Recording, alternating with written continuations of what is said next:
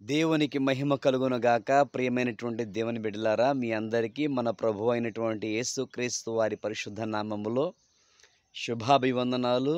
అంతకంటే ముఖ్యంగా ఈస్టర్ పండుగ శుభాకాంక్షలు తెలియపరుస్తూ ఉన్నాను. మీ సహోదరుడు షేతు. మరి యేసుక్రీస్తు ప్రార్థనా సంఘము పేర్లపాడు గ్రామం నుంచి ఈరోజు మాట్లాడటానికి దేవుడు అవకాశం కల్పించిన విధానాన్ని బట్టి దేవునికి మహిమ, ఘనత, ప్రభావములు కలుగును గాక. ప్రియ దేవుని బిడ్డలారా, అనేక దినముల తర్వాత ఈ రీతిగా మీతో లైవ్లో మాట్లాడటానికి దేవుడు అవకాశం కల్పించాడు. గడిచిన 50 దినములు ఉపవాస ప్రార్థనలు చేయడానికి దేవుడు అవకాశం కల్పించాడు. ఈ సంవత్సరములో ఏప్రిల్ 16 అభిషేక పండుగలు జరగడం చాలా కష్టము అనుకున్నాను. ఎందుకంటే అలాంటి పరిస్థితులు ఎదురైనవి. ఒకవైపు చర్చి ముందుకు పెంచేటువంటి పని పెట్టుకొని, మరొక వైపు నా యొక్క తండ్రి గారు దేవుని యొక్క పిలుపును అందుకొని ఈ లోకాన్ని విడిచిపెట్టుట, ఈ రెండు కార్యాలను బట్టి ఈ సంవత్సరం మీటింగ్ జరగడం చాలా కష్టము అనుకున్నాను. కానీ దేవుని మహాకృపను బట్టి కష్టమైనా సరే దేవుని సువార్త ఆపకూడదు అనే ఉద్దేశంతో ప్రార్థన చేసినప్పుడు యేసుక్రీస్తు ప్రార్థన సంఘ బిడ్డలందరూ కూడా సహకరించి ప్రతి ఒక్కరు కూడా ఆసక్తితో ప్రార్థన చేయటం ద్వారాగా 2 కూటాలు జరిగించడానికి దేవుడు చక్కని అవకాశం కల్పించాడు.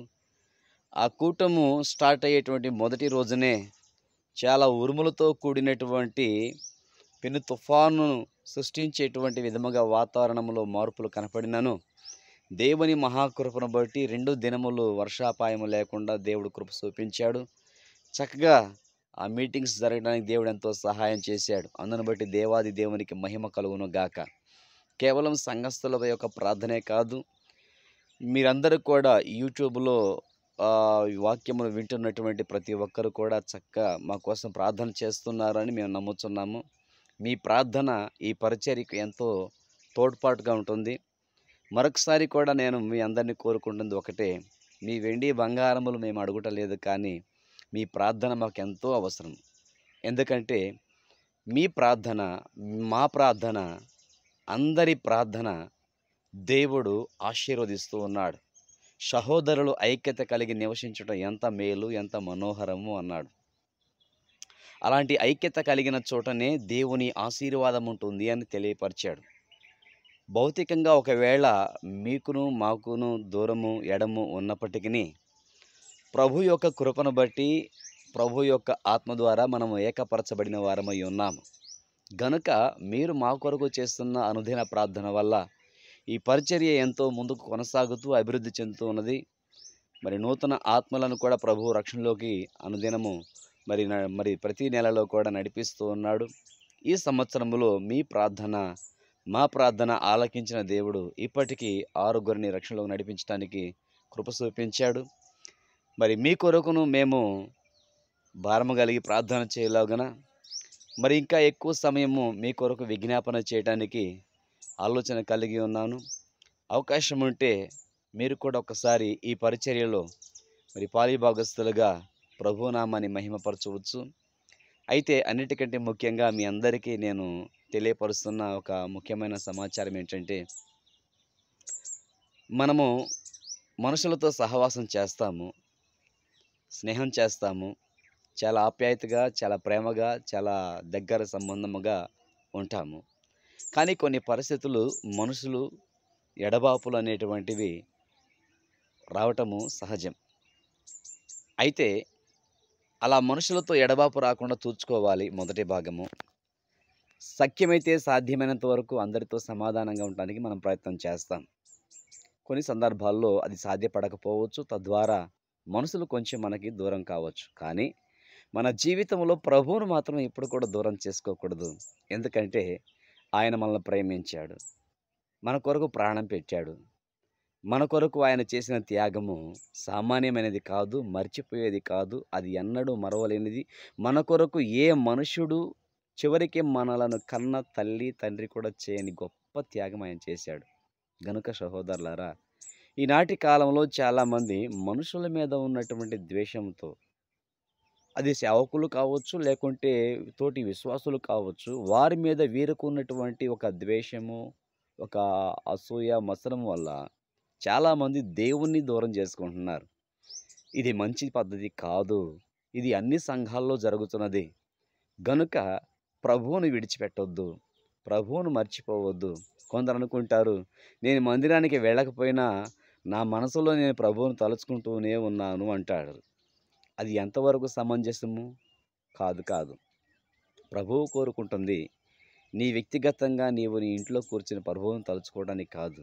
అది ఎవరికి అవకాశం అంటే, ఆ ప్రాంతములో సేవకుడు లేక, సంఘము లేక, విశ్వాసులు లేక నీవు ఒక్కడివే ఒకవేళ ప్రభువును గుర్తెరిగి ఉంటే, నీకు ఎటు వెళ్ళటానికి అనుకూలత లేకపోతే మంచిది. అక్కడ నీకు ఎవరు లేరు కాబట్టి ప్రభువు నిశ్చయముగా నీ మనవి ఆలకించి నీకు తోడుగా ఉంటాడు.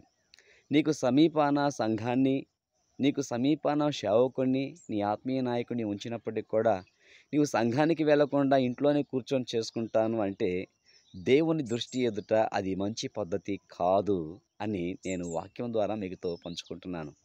గనుక దయచేసి ఎవరు కూడా ఇలాంటి ఒంటరితనానికి అలవాటు పడక, ప్రభువుతో సహవాసం చేయటానికి, ప్రభువు నీకు అనుగ్రహించిన దైవ సేవకునితోనూ, సంఘముతోనూ సహవాసం కలిగి ఉండటానికి నువ్వు ప్రయత్నపడాలి.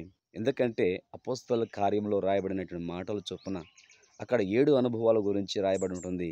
మారు మనస్సు, బాప్తిస్మము, పరిశుద్ధాత్మ, అలాగే అపోస్తలుల యొక్క బోధ, రొట్టె విరుచుట, సహవాసమందు, అలాగే ఎడతెగని ప్రార్థన అంటాడు. ఇవి చాలా ప్రాముఖ్యం. కొంతమంది సహవాసాన్ని పోగొట్టుకొని ఆత్మలో దిగజారిపోయి లోకంలో కలిసిపోతున్నారు. జాగ్రత్త సుమా! మీ అందరి క్షేమాభివృద్ధి కోరుకుంటూ నేను ఈ మాటలు చెప్తున్నాను. దయచేసి ప్రతి ఒక్కరూ సంఘములో, సహవాసములో, వ్యక్తిగతంగా దేవునితో సహవాసములో ఎప్పుడు కూడా మిస్ అవ్వబాకండి. ప్రభు మిమ్మలను ఐక్యపరచునుగాక, సమాధానపరచునుగాక, ఆశీర్వదించునుగాక. ప్రార్థన. మహాపరిశుద్ధుడైన మా తండ్రి, ప్రేమ నమ్మకం కలిగిన మా దేవానికి స్తోత్రాలు. ఈ దినమున ఈ రీతిగా మాట్లాడటానికి చక్కని అవకాశం కల్పించినందుకు నేను స్తుతిస్తున్నాను. ఈ మాటలు విన్న ప్రతి ఒక్కరి హృదయములో శాంతి, సమాధానం, నెమ్మది కలుగచేయండి. ఎవరితోనైతే వారికి విభేదాలు ఉన్నాయో ఆ విభేదాలు తొలగించి సమాధానం కలుగచేయండి. ఎవరైతే ప్రభువా విశ్వాసులు బలహీనులై నీ సన్నిధిని పోగొట్టుకుంటున్నారో వారిని సన్నిధిలో గడపడానికి సహాయం చేయండి. నీ సన్నిధిలో నమ్మకంగా, యథార్థంగా ఎవరైతే నడుస్తున్నారో వారిని ఇంకా అత్యధికంగా మీరు ఆశీర్వదించండి. ఈ ఈస్టర్ పర్వదినమున నీవు పునరుద్ధానుడవై తిరిగి లేచిన ఈ మహాదినమున మా జీవితాల్లో మేము కూడా పునరుద్ధానపు శక్తి పొందుకోవటానికి, నూతన అనుభవంలోకి మేము నడిపించబడటానికి సహాయం చేయమని మా ప్రభువును ప్రియరక్షకుడైన యేసుక్రీస్తు వారి పరిశుద్ధ నామములో అడిగి వేడుకొని పొందుకొని ఉన్నాము తండ్రి. ఆమెన్. వందనాలు.